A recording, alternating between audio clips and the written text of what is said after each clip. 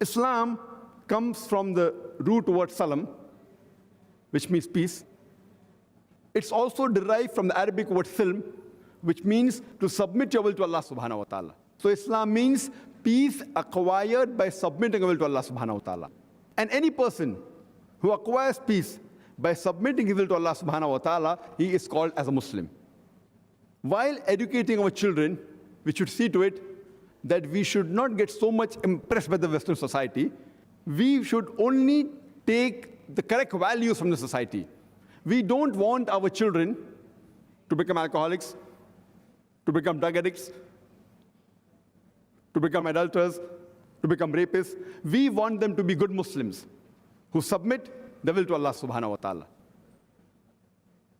And our beloved Prophet Muhammad sallallahu alaihi wasallam said that every child, he is born in Dinul Fitr. Dinul Fitr means the innate religion. Every child is born as a Muslim. He submits his will to Allah subhanahu wa ta'ala. Later on, the elders, the parents, the teachers, they influence the child. He may remain on the straight path, or he may become a fire worshipper, he may become an idol worshipper, and then he may go outside the fold of Islam. But every child initially, irrespective whether he's born in a Hindu family, whether he's born in a Christian family, a Jewish family, or a Muslim family, he is born as a Muslim. He submits his will to Allah subhanahu wa ta'ala. Later on, by the influence of other people, parents, teachers, elders, he may go on the wrong track. That's the reason. Whenever any non-Muslim, he accepts Islam, the more appropriate and correct word is revert. He was on the straight path, he went on the wrong track, and then he came back on the straight path, on the straight track. So the correct word is revert.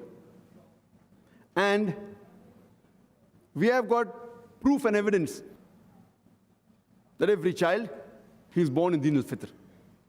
There were researches done on two tribes, the Kapauku tribe and the Australian Aborigine tribe. These two tribes did not come in contact with modern civilization till as late as 1950.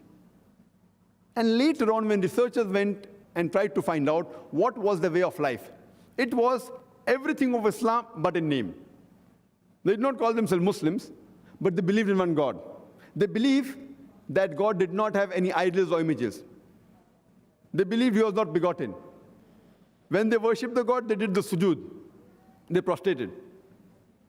They were following the basics of Islam, but they didn't call themselves Muslims. So if we let a child after he's born, if we do not influence him with any of the teachings, that child will grow up to be a Muslim. That is the Din al-Fitr, innate religion.